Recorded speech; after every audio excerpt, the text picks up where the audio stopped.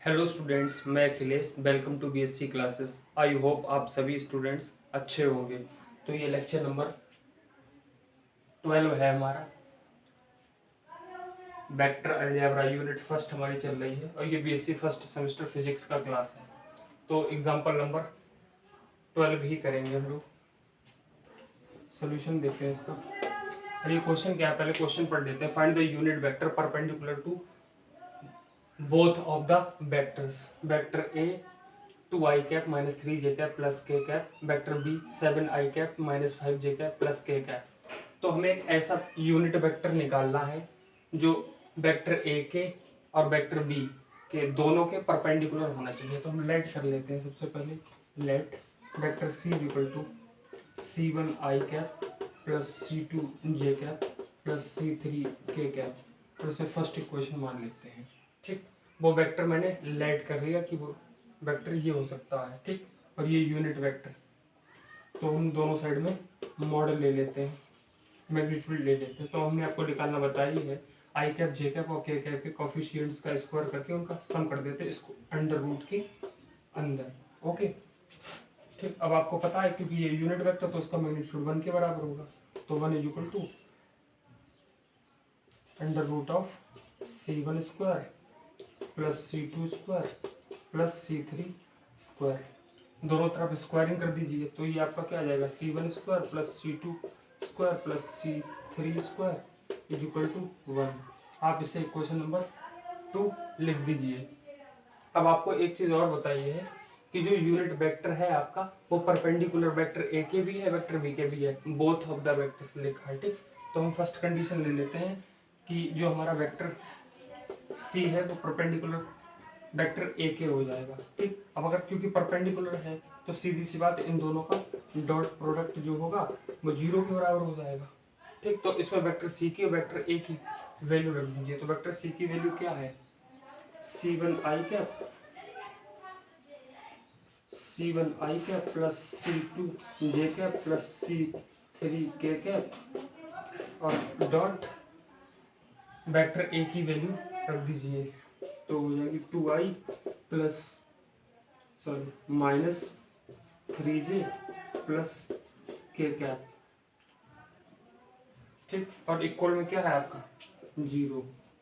Equal में आपका 0 चल रहा है तो इसकी मल्टीप्लाई कर दीजिए, है ना, डॉट प्रोडक्ट कर दीजिए। तो ये आ जाएगा 2c1 minus 3c2 plus c3 is equal to 0। इसे इक्वेशन नंबर 3 मान लीजिए। अब वेक्टर सी दोनों के परपेंडिकुलर था तो हमने पहले तो ए के परपेंडिकुलर ले लिया था। अब वेक्टर सी को वेक्टर बी के भी परपेंडिकुलर बताया। वो यूनिट वेक्टर है, वो दोनों वेक्टर्स के परपेंडिकुलर है ना। तो परपेंडिकुलर है वेक्टर सी वेक्टर बी के भी परपेंडिकुलर होगा। तो इस बात का क्या मतलब है, vector C dot vector B की का डॉट प्रोडक्ट 0 के बराबर आ रहा होगा। अब आपको दोबारा ये डॉट लिख के दिखाने की आवश्यकता नहीं, इसे अब आप डायरेक्ट लिख सकते हो। क्या आएगा आपका, तो 7c1 वैसे आप करना चाहो तो इसी प्रोसीजर से करना, एक लाइन बढ़ जाएगी, है ना। 7c1 minus 5c2 plus c3 equal to 0। तो इसे आप इक्वेशन नंबर 4 हो जाएगी, ये आपकी इक्वेशन नंबर 4 हो जाएगी। अब आप सॉल्व करोगे इक्वेशन 3 और इक्वेशन नंबर 4 को, जिससे आपको इनकी वैल्यूज मिल जाएंगी। ठीक, तो अब आप एक बार इक्वेशन नंबर 3 और इक्वेशन नंबर 4 को या तो आप पहले ऐसे लिख लीजिए, बाई क्रॉस मल्टीप्लिकेशन मेथड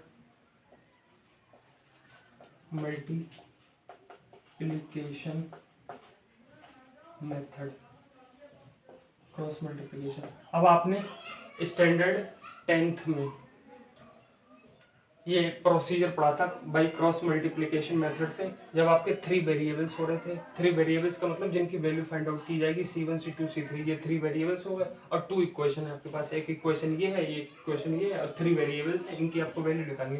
तो आप क्रॉस मल्टीप्लिकेशन मेथड पढ़े थे। ठीक, तो हम लोग साइड में इन इक्वेशन को साथ साथ लिख लेते हैं जिससे हम आराम से इसे सॉल्व कर सकें। ठीक, तो ये क्या है 2c1 और मैं आपको आराम से समझा भी दूंगा फिर 3c2 plus c3 is equal to 0। अब इसे भी लिख लीजिए 7c1 minus 5c2 plus c3 is equal to 0। ठीक, ओके, सब कुछ ठीक है।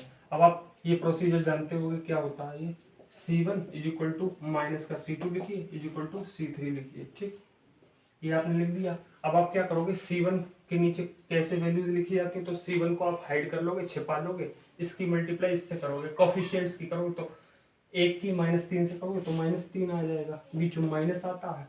फिर आप इसकी मल्टीप्लाई इससे करोगे तो -5 आ जाएगा। ठीक, ऐसे ही c2 में c2 को छिपा लोगे, इसकी मल्टीप्लाई इससे करोगे तो 2 आएगा, माइनस इसकी मल्टीप्लाई इससे करोगे तो 7 आ जाएगा। ठीक, और उसके बाद इसकी मल्टीप्लाई इससे कर ली 2 आ गया, इसकी मल्टीप्लाई इससे कर ली 7 आ गया। अब आप c3 को छिपा लोगे तो ये -10 आ जाएगा, बीच में माइनस आता है और ये माइनस का 21 आ जाएगा, 7 3 21। ठीक, बराबर में आप लेमडा लिख लीजिए। तो आपका ये c1 अपॉन कितना आ जाएगा, प्लस का 2। ठीक, ये माइनस का c2 अपॉन माइनस का 5, माइनस से माइनस कैंसिल कर दीजिए। ठीक, और इक्वल में आपका c3 अपॉन ये कितना आ जाएगा, माइनस का 10 प्लस का 21, तो ये 11 आ जाएगा, इक्वल टू लेमडा आ जाएगा। ठीक, अब c1 upon 2 equal to lambda लिख सकते हो, c2 upon 5 equal to lambda लिख लो, और c3 upon 11 equal to lambda लिख लो।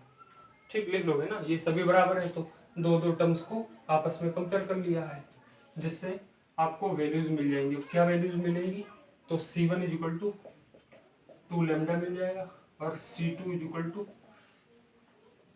5 लेमडा मिल जाएगा। ठीक, और c3 आपको मिल जाएगा जो होगा 11 लेमडा। ठीक, तो c1 c2 c3 की वैल्यू आपको मिल गई। अब आप इन वैल्यूज को इक्वेशन नंबर 2 में रख दोगे, सेकंड एम्प्लाइज जब आपको इस इक्वेशन में आप c1 c2 c3 की वैल्यू रख दो तो आपको क्या मिल जाएगा, 4 lambda square plus 25 lambda square plus 121 lambda square is equal to कितना है, 1 है। ओके, तो 121 और 4 125 और 25 150, तो ये 150 lambda square is equal to 1 हो गया। तो इस बात का मतलब क्या है, lambda square is equal to 1 upon 150 हो गया। ठीक, ये लेमडा स्क्वायर है, आपको दिख रहा है क्या, जी बिल्कुल दिख रहा है आपको। तो आगे सॉल्व कर लेते हैं। तो lambda is equal to 1 upon under root 150 आ जाएगा। ठीक, तो लेमडा की वैल्यू आपको 1 अपॉन 5 रूट 6 मिल जाएगी। अब ये आप फाइंड आउट कर लोगे या नहीं कर पाओगे, जो ना कर पाए वो ऐसे कर ले भाई, पहले ये इरेज कर देते, इसका कोई काम नहीं है, ऐसे रबर की तरह नहीं लिखा था। ठीक, तो 150 को आप ऐसे लिखना, 2 से काटोगे 2 सत्ते 14, 2 पंजे 10, 2 से काटोगे 2 से नहीं कटेगा। ठीक, तो अब ये किससे कट जाएगा, 5 से काट लो, 5 से 15 आ जाएगा, फिर 3 से काट लो 5 आ जाएगा, 5 से काट लो 1 आ जाएगा। ठीक, तो अब ये अंडर रूट में था कितना 150, तो इसे आप कैसे लिखोगे, 2 इंटू 5 इंटू 3 इंटू 5। ठीक, तो ये 5 था, ये बाहर आ जाएगा, और बाकी ये 3 2 6 अंदर रह जाएगा। ठीक, अब तो कर लोगे ना, जो 2 टाइम्स होता वो 1 टाइम बाहर आ जाता है ना। तो ये लेमडा की आपकी वैल्यू आ गई। अब आप क्या करोगे, ये लेमडा की वैल्यू आप c1 c2 c3 में रख दोगे। तो मैं इधर वाला इरेज कर दूँ, आपने नोट कर लिया होगा आई होप। ठीक है, मैं इरेज कर देता हूँ, आप नोट कर लीजिए।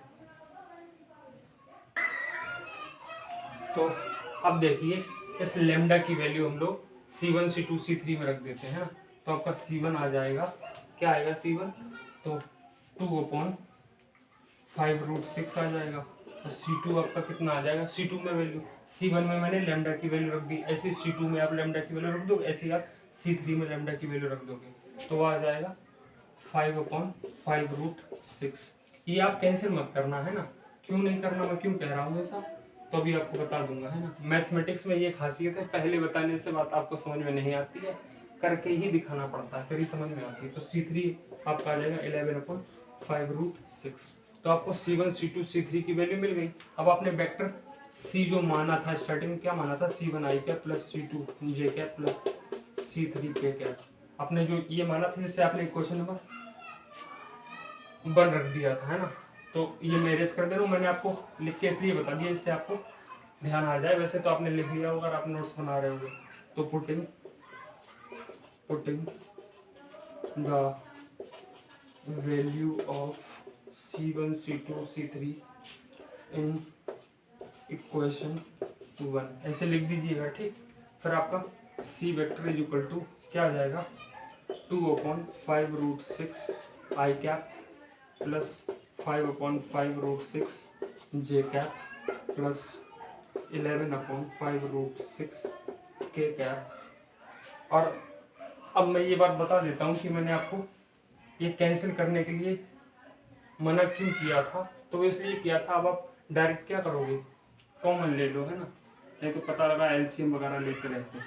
1/5√6 कॉमन ले लो, तो आपका आ जाएगा 2i cap plus 5j cap plus 11k cap. यही आपका आंसर हो गया। ओके, अब इसे नोट कर लीजिए। आई होप ये क्वेश्चन आपको बहुत अच्छी तरह से समझ में आ गया होगा।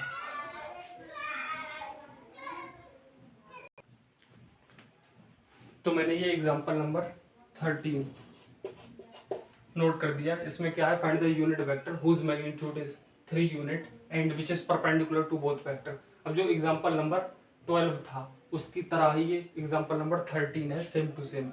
बस इसमें क्या डिफरेंस है इसमें और उसमें, तो इसमें जो है मैग्नीट्यूड दे रखा है आपको, उसमें मैग्नीट्यूड नहीं दे रखा था, ठीक है। तो आप ये वाला क्वेश्चन कैसे करोगे, मैं इसे कंप्लीट नहीं करवाऊंगा, लेकिन आपको हिंट दे रहा हूँ। हिंट का ये क्वेश्चन बिल्कुल इससे पहले वाले क्वेश्चन की तरह था। आपको सी वेक्टर सबसे पहले मानना है, C1 i cap plus C2 j cap plus C3 k cap, ठीक। फिर आपको दोनों मॉड ले लेना है, तो आपने mod C1 square plus C2 square plus C3 square हो गया, ठीक। अब आपने ये 1 रख दिया था पिछली बार, है ना, तो ये अंडर रूट में आ गया था C1 square plus C2 square plus C3 square, ठीक। फिर आपका ये C1 square plus C2 square plus C3 square equal to 1 आ गया था, ठीक। अब आपने ये तो पिछले क्वेश्चन में किया था जब मैग्नीट्यूड आपका नहीं दिया था, लेकिन इस बार मैग्नीट्यूड दिया है, तो आप यहाँ पे 3 लिखोगे और जैसे ही दोनों साइड में स्क्वायरिंग करोगे तभी ये 9 हो जाएगा। अब जो प्रोसीजर सेम हमने नीचे किया था, सेम प्रोसीजर आप करोगे, इस क्वेश्चन का आंसर आ जाएगा और सी वेक्टर जो हमने लास्ट में निकाला था वो इतना आ जाएगा, ठीक। आप सभी लोग इस क्वेश्चन को सॉल्व करना। अगर सॉल्व नहीं हो तो आप वीडियो के जो कमेंट बॉक्स होता ना उसमें आप मुझे बता देना। अगर सॉल्व नहीं होता किसी भी बच्चे से तो मैं उसको ये सॉल्यूशन या तो बोर्ड पे समझा दूंगा, ठीक, या तो इसकी अलग से वीडियो बना के या फिर इसका सॉल्यूशन सेंड कर दूंगा। जैसे भी आप लोग बताओगे वैसे ये क्वेश्चन मैं करवा दूंगा, ठीक। तो आप इसे नोट कर लीजिए और ट्राई करिए। ओके, एग्जाम्पल नंबर 14 मैंने नोट कर दिया है।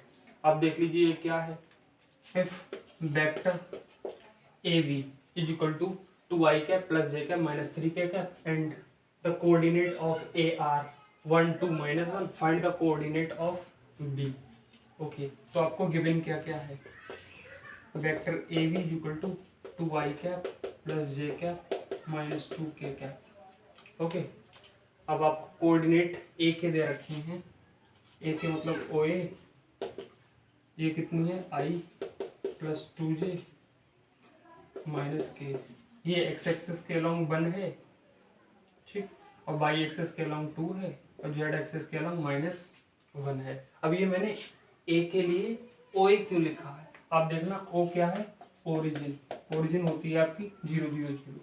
तो जो आपके A के कोऑर्डिनेट हैं, सपोज करिए A के coordinate I plus J plus I cap plus J cap plus के कैप है, तो और A के भी कितने हो जाएंगे, आई cap plus J cap plus के कैप सेम होंगे, ठीक, कोई दिक्कत वाली बात नहीं होगी, ठीक है। अब आपको फाइंड क्या करना है, O V, vector O V find out करना है। तो आपको मैंने बताया, क्या बताया, वेक्टर ए बी को हम लोग कैसे फाइंड आउट करेंगे, vector O V minus vector O A. ठीक, मैंने कहा, ये मैंने आपको ओपन करने बताया था कैसे, लास्ट में भी है तो पहले ओ बी लिखेंगे, फिर पहले ओ ए है तो माइनस ओ ए लिख देंगे। ठीक, अब आप देखिए आपको फाइंड क्या करना है, ओ बी जो फाइंड करना उसे एक तरफ रखिए और बचे हुए को एक साइड में कर दीजिए। ठीक, ये वाली टर्म हम इस तरफ ले लेंगे तो ओ ए पॉजिटिव हो जाएगा, बाकी ओ वी आपका उधर पॉजिटिव था ही तो वैसे ही रहेगा। अब इसे हम पलट के लिख लेते हैं, O V vector equal to A B vector plus O A vector. अब हम क्या करेंगे, वेक्टर ए बी की वैल्यू हमें पता है, वेक्टर ओ ए की भी वैल्यू पता है, तो हम दोनों की वैल्यू रख देते हैं। Vector O B equal to vector A B की वैल्यू क्या है, 2i cap plus J cap minus 2k cap, बीच में प्लस है। वेक्टर ओ ए की वैल्यू क्या है, तो i cap plus 2j cap minus k cap. Okay, i cap plus 2j cap minus k cap. तो वेक्टर ओ बी आपका जो है, ऐड कर लीजिए, आपको ऐड आता ही होगा, 2i cap plus i cap तो 3i cap, j cap plus 2j cap तो 3j कैप, और माइनस का 2k कैप और माइनस k कैप तो माइनस का 3k कैप। तो ये वेक्टर ओ वी आ गया आपका। अब ये भी हमसे पूछा नहीं है, हमसे पूछा क्या, find the coordinates of v, मतलब हमें इस तरह से आंसर देना है। तो आप लिखिए hence the coordinate of v is, क्या हो जाएंगे, 3 माइनस 3। ठीक, ये आपका आंसर हो गया। नोट कर लीजिए, एक बार मैं आंसर इसका चेक कर लेता हूँ। ठीक, 3 और -4, कुछ गलत हो गया क्या, यस, एक चीज़ गलत हो गई स्टूडेंट्स। वो क्या गलत हो गया है, तो ये -3 है ना, तो यहाँ पर पहले -3 लिखिए, -3 लिख लिया आपने, ए बी -3 था। ओके, यहाँ पे तो कुछ कन्वर्जन नहीं होना है, ये -3 था ए बी में, और ए बी ये रखा तो ये -3 होगा। ठीक, तो ये -3 और -1 -4 हो जाएंगे। ठीक, और ये भी फिर -4 हो जाएगा। तो पूरी सावधानी से कीजिए, है ना, गलत होगा फिर पूरा क्वेश्चन ही गलत हो जाएगा। ठीक, अब बिल्कुल करेक्ट है, 3 -4। ओके, नोट कर लीजिए इसे। तो एग्जाम्पल नंबर 18 मैंने नोट कर दिया है। क्या है ये question, if vector A, vector B, vector C are vectors such that mod of vector a is equal to 5, mod of vector b is equal to 4, mod of vector c is equal to 3, and each is perpendicular to the sum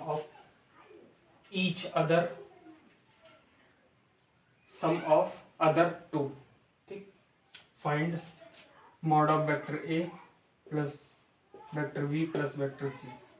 तो ये क्या कह रहा है कि प्रत्येक vector जो है वो परपेंडिकुलर है अदर टू के, सम ऑफ अदर टू, है ना। तो जैसे ए हो गया तो इसके अदर टू कौन से बचे, बी और सी बचा। ठीक, तो एक ये हो गया, जैसे बी किसके किसके होगा, बी परपेंडिकुलर ए और सी के हो जाएगा, है ना, ए और सी के हो जाएगा। इसी प्रकार जो आपका वेक्टर सी होगा वो परपेंडिकुलर वेक्टर ए और वेक्टर बी के हो जाएगा। अब आपको पता है अगर कोई दो वेक्टर्स परपेंडिकुलर होते तो उनका डॉट प्रोडक्ट 0 हो जाता, इस बात का ये मतलब है। तो इनका प्रोडक्ट 0 कर लीजिए तीनों का, vector A dot vector B plus vector C is equal to 0 हो जाएगा। ठीक, ऐसे ही vector B dot vector A plus vector C ये भी 0 के बराबर हो जाएगा। ठीक, ऐसे ही vector C dot vector A plus vector B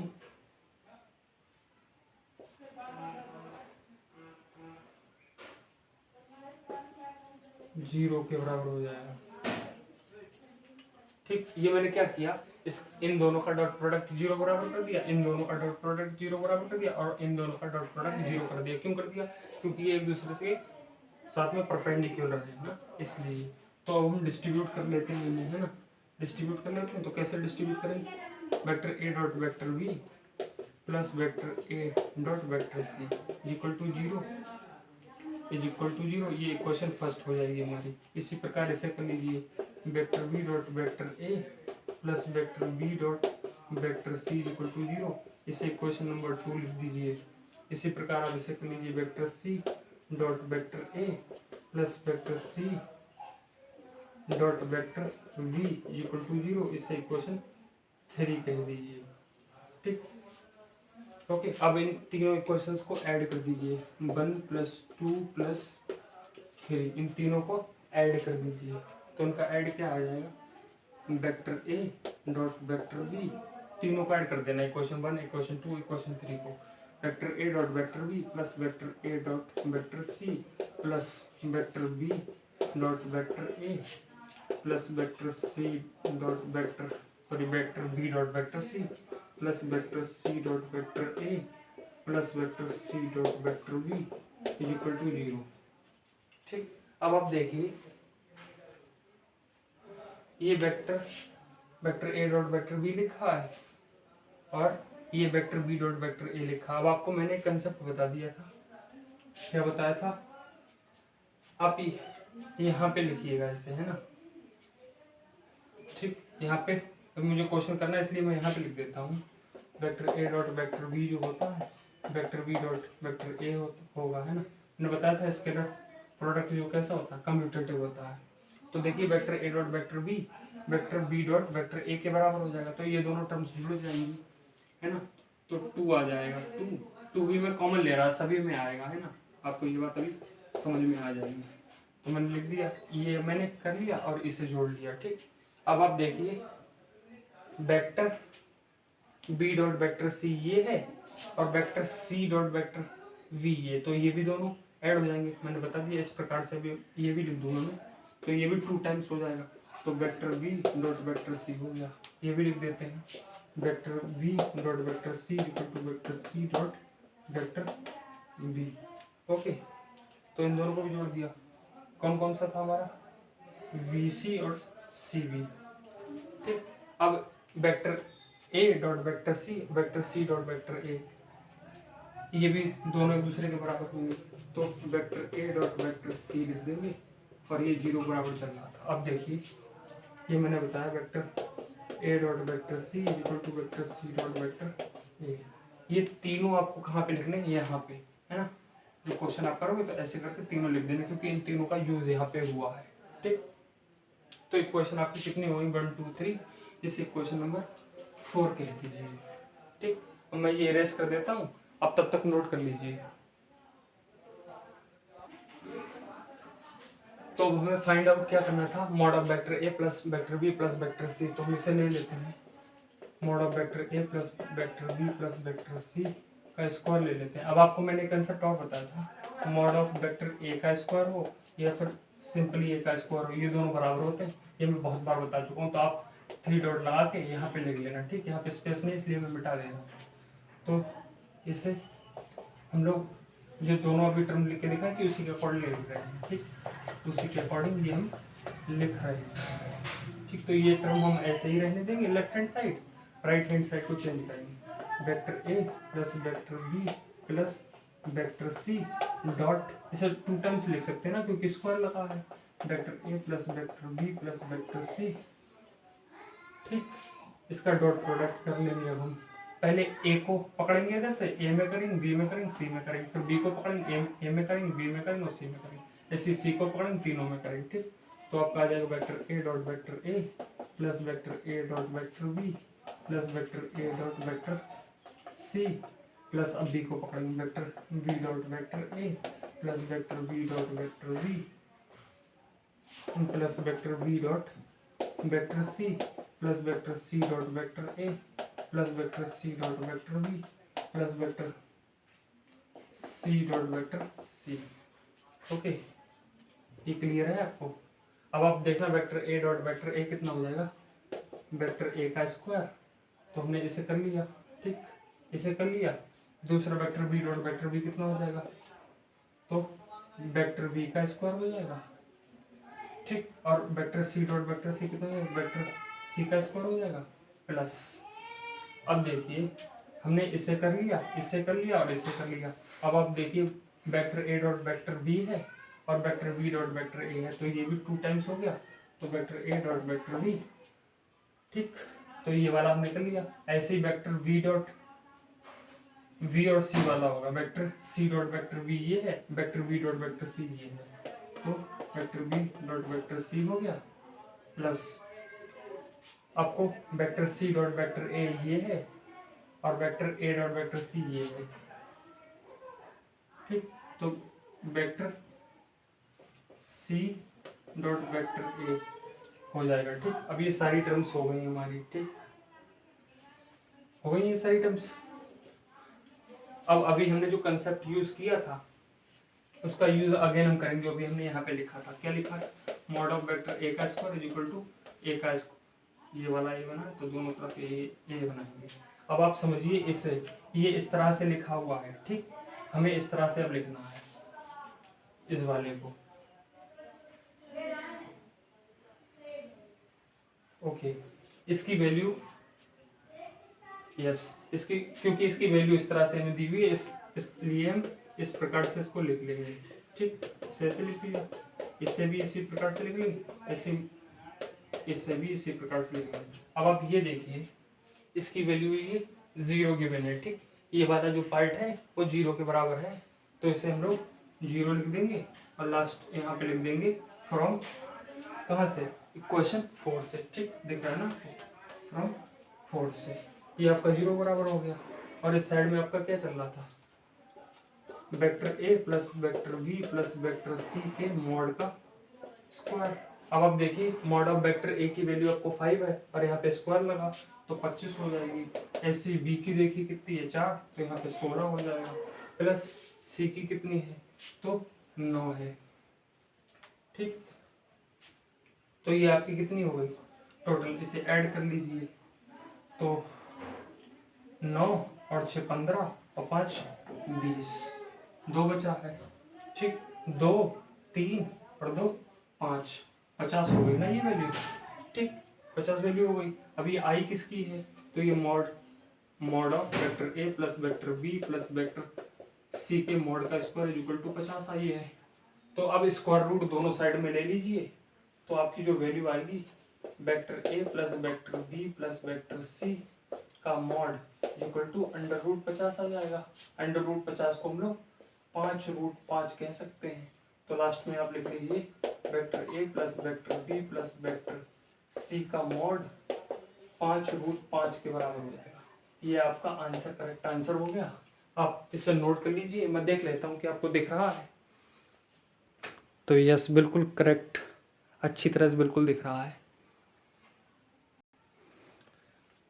तो आई होप ये क्वेश्चन आपको करके बिल्कुल मज़ा आया होगा। इजी है एकदम, लेकिन थोड़ा सा लेंथी है, बाकी इजी बहुत है ये क्वेश्चन, आपको अच्छी तरह समझ में आ गया होगा। बाकी देखते हुए ऐसा लग रहा है जैसे बहुत हार्ड हो, लेकिन हार्ड है नहीं बिल्कुल भी। तो ठीक है, मिलते हैं नेक्स्ट लेक्चर में जो कि बहुत जल्दी आएगा। आप लोग वीडियो को लाइक कर दीजिए, अपने फ्रेंड्स के पास शेयर कर दीजिए, और अगर अभी तक चैनल को सब्सक्राइब नहीं किया है तो उसे सब्सक्राइब कर दीजिए। Thank you for watching this video.